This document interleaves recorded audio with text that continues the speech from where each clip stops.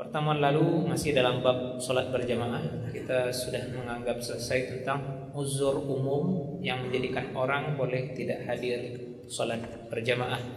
Uzur umum itu diantaranya adalah kondisi cuaca hujan atau badai angin kencang, sehingga riwayat dari sepupu Nabi Abdullah bin Abbas radhiyallahu anhuma bahwasanya beliau mengganti seruan hayya 'alas shalah dengan sallu fi rihalikum, salatlah di rumahmu, menimbang dari ajaran Nabi SAW tentang keringanan bagi umat ini. Maka adanya imam walaupun mungkin sendirian di kondisi seperti itu tetap dihitung tegaknya jamaah dan menjadi uzur bagi makmum untuk tidak hadir dengan uzur umum tersebut. Kita juga sudah membahas beberapa bagian tentang uzur khusus. Di antaranya adalah ketika hadirnya makanan terhidang, maka Nabi SAW menyuruhkan menyelesaikan makan lebih dahulu, baru sesudah itu, apalagi kalau ini misalnya kita memang makan bersama, jadi makan bersama dulu, habis itu sholat berjamaah juga bersama sesudahnya. Termasuk juga keadaan uzur hadas ingin keluar dari tubuh kita, dari depan kubur ataupun dari belakang dubur, maka makruh hukumnya dibenci orang menahan hadas agar tetap bisa ikut berjamaah. Soal pahala, Allah Maha Kaya, maka kondisi uzur tidak menghalangi orang dapat pahala berjamaah selama dia meniatkan ikut jamaah kalau dia dalam kondisi normal tidak uzur.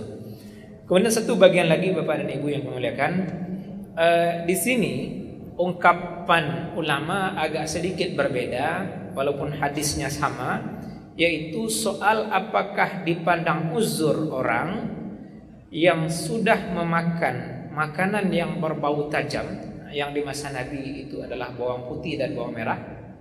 Karena memang makanan ini kalau dimakan mentah seperti di makanan kita dengan statusnya acar, itu baunya tajam. Ketika dimasak maka baunya berkurang. Tapi kita pulang kepada bahasa Nabi lebih dahulu dalam hadis Bukhari dan Muslim. Nabi SAW bersabda, "Man akala sauman falyatazilanna masjidana wal yaq'ud fi baiti." Siapa yang memakan bawang putih, kata Nabi, maka dia hendaklah menguzlahkan diri dari masjid kami dan duduklah dia di rumahnya. Ungkapan ini oleh penghimpun kitab ini Al-Fiqhul Manhaji dipahami sebagai kondisi uzur menjadikan orang boleh tidak hadir berjamaah, efek dari bau mulut dia yang akan mengganggu dan menyakiti rasa anak Adam. Karena memang dalam hadis lain kita dapati ungkapan Nabi SAW, "Innal malaikah tata'adza mimma yata'adza minhu banu Adam." Malaikat tersakiti dan terganggu oleh sesuatu yang menjadikan anak Adam tersakiti dan terganggu. Kalau bau mulut seperti ini mengganggu anak cucu Adam, maka malaikat juga sama. Malaikat itu suka yang harum dan wangi, tidak suka dengan bau yang tidak sedap. Nah, sedangkan majelis masjid dihadiri oleh malaikat, berarti menyakiti anak Adam, menyakiti malaikat, padahal kita ingin mereka dekat dengan kita, karena mereka akan memberi syafaat, mereka akan menjadi saksi, terutama sholat subuh, karena hadis mengkhususkan itu.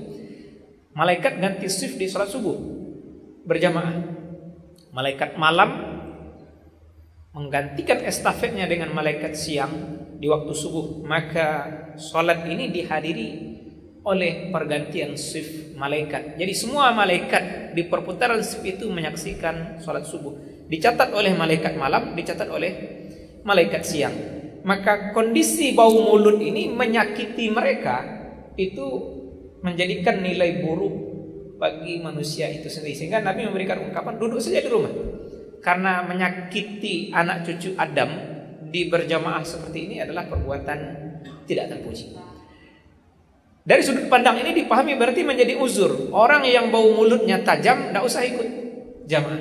Tetapi kalau kita lihat dari sudut pandang yang berbeda, ungkapan ini mirip dengan pembahasan kurban, yang bahasanya juga mirip Lebih kurang bahasa hadis kita terjemahkan, siapa yang memiliki kelapangan dan tidak berkurban, jangan dekati tempat sholat kami hari raya.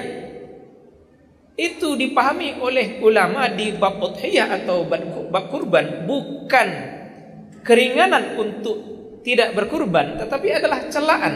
Maka didorong orang itu untuk bisa sholat Idul Adha berjamaah, bergembira bersama kaum muslimin dengan dia menunaikan kurban ketika dia sanggup. Maka bahasa ini juga bisa kita bawakan dalam bab ini. Orang yang memiliki bau mulut tidak sedap itu harus serius bersiwak gosok gigi agar hilang. Maka saya pribadi cenderung di masyarakat kita Minang, patai jojariang itu mungkin baunya sama atau lebih tajam dibanding bawang putih dan bawang merah yang sudah ada di masa Nabi SAW. Maka amannya adalah makan patai jojariang itu sudah isya. Kenapa? Karena sebelum tidur kita akan siwak gosok gigi, nanti bangun subuh juga siwak gosok gigi, sehingga kemungkinan menghilangkan baunya, menghilangkan gangguan kepada jamaah lebih memungkinkan. Maka memang berarti di sini kita harus memilih waktu agar tidak rugi dapat keutamaan jamaah oleh perbuatan kita sendiri. Maka kita pulangkan kembali. Ada yang memahami ini adalah sudut pandang uzur, orang boleh tidak hadir jamaah karena bau mulutnya. Maka kalau kita perluas berarti rokok dimakruhkan juga karena bau tidak sedapnya itu. Maka kita agak aneh melihat sebagian masjid mushola justru menyediakan asbak rokok untuk orang merokok di masjid mushola, di rape atau bahkan mungkin di ibadah Ramadan. Itu mengusir malaikat namanya. Padahal kita butuh syafaat mereka. Maka perbuatan menyediakan asbak rokok adalah perbuatan yang lebih makruh lagi. Inilah sudut pandang soal bahasan apakah uzur atau tidaknya orang karena memakan sesuatu yang berbau tajam. Bapak dan Ibu, dengan waktu yang sedikit lagi, ada 5 menit lebih kurang, kita sambung bahasan ini tentang syarat mengikuti imam. Yang pertama adalah alla ya'lam al-muqtadi butlana salati imamihi aw ya'taqida dzalik. Orang boleh ikut kepada imam kalau dia tidak tahu bahwasanya salat imam ini batal. Artinya kalau kita tahu salat imam itu tidak sah karena dia tidak berwudu mungkin, dan kita tahu dia tidak wudu, maka kita tidak boleh bermakmum kepada dia. Di bagian ini juga soal masalah ijtihad menentukan kiblat, dan ini memang di sebagian daerah menjadi polemik. Ketika ada masjid yang ada ijtihad baru, dulu arah kiblat ke Sinan. Sudah tuh ada yang berpendapat dengan sistem ukur ilmu astronomi, tidak betul kiblat lama, maka ada kiblat baru. Yang bertahan dengan kiblat lama, kemudian masjid ini digeser dengan kiblat baru, menganggap tidak sah yang di kiblat baru itu, sehingga mereka tidak hadir berjamaah di situ. Secara bahasan fikih itu betul, bahwasanya orang yang meyakini solat imamnya tidak sah karena kiblatnya tidak betul, maka dia boleh tidak ikut jamaah. Dia tidak boleh makmum dengan imam tersebut. Tetapi untuk persatuan umat, kita justru lebih cenderung masalah ini diselesaikan dengan musyawarah. Bahwasanya dudukkan dulu secara ilmiah sistem astronomi pengukuran kiblat ini, sehingga warga di lingkar radius masjid atau mushola tersebut sepakat inilah kiblat yang kita ikuti. Maka memang kalau memakai bahasa kontemporer, hukum demokrasi di sini boleh. Kenapa? Karena Nabi SAW juga memakainya. Dalam perang Uhud, para tetua bersama Nabi SAW cenderung dengan perang bertahan dalam kota. Tetapi para pemuda Ansor secara umum yang tidak ikut perang Badar lebih cenderung menghadang orang kafir keluar kota Madinah. Mereka adalah mayoritas, para tetua kalah suara, Nabi ikut dengan suara mayoritas tersebut. Maka kalau terjadi misalnya di tengah jamaah polemik seperti ini, musyawarahkan bersama. Maka kalau memang tidak tercapai mufakat, bahasa Arab asalnya muwafaqah ya, maka dudukkan dengan suara terbanyak. Lebih condong kamawa gitu. Ke kiblat yang mana? Kiblat yang lama atau kiblat yang baru? Kalau mungkin faktanya mayoritas cenderung dengan kiblat yang baru, maka semestinya yang sedikit ikut. Kenapa? Karena ini masalah ijtihad. Dua-duanya mungkin benar. Demikian juga sebaliknya, kalau yang mayoritas adalah yang yakin dengan kiblat lama, berarti tidak perlu kiblat baru dicari. Bertahan saja. Kenapa? Karena ini masalah ijtihad. Apalagi kalau kita bahas masalah kiblat ini secara khusus Bapak dan Ibu semua, ini pembahasan yang sangat lapang di bab fikih. Apakah kita dituntut untuk menghadap kepada ainul Ka'bah, titik Ka'bah, atau hanya jihah atau arah Ka'bah? Dan umum para ulama fikih menegaskan sebenarnya kita hanya dituntut menghadap ke jihah atau arah Ka'bah. Karena kita ambil saja masjid kita ini Jabal Rahmah, dengan dinding tengah itu yang merupakan soft terpanjang. Kalau bagian depan ini kan agak ngerucut ya. Itu yang sholat di ujung kanan dan kiri itu, kalau kita ukur dengan lebar Ka'bah, masjid ini lebih lebar, maka otomatis yang di ujung kanan itu tidak menghadap Ka'bah seandainya tengah ini pas di titik Ka'bah. Kenapa? Karena lebar Ka'bah tidak selebar masjid ini. Dan tidak juga ada ulama yang mengajarkan bahwasanya harus bikin masjid selebar Ka'bah. Tidak. Renovasi Masjid Nabawi sudah lama membuktikan itu.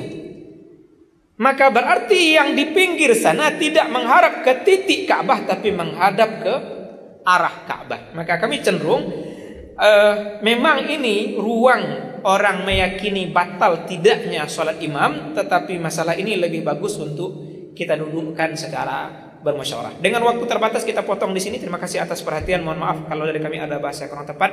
Semoga Bapak Ibu bersabar bersama kami di waktu yang pendek ini. Awak ansu-ansu pembahasan ko sakete. Subhanakallahumma bihamdika nashhadu an la ilaha illa anta nastaghfiruka wa natubu ilaik. Amin ya rabbal alamin. Assalamualaikum warahmatullahi wabarakatuh.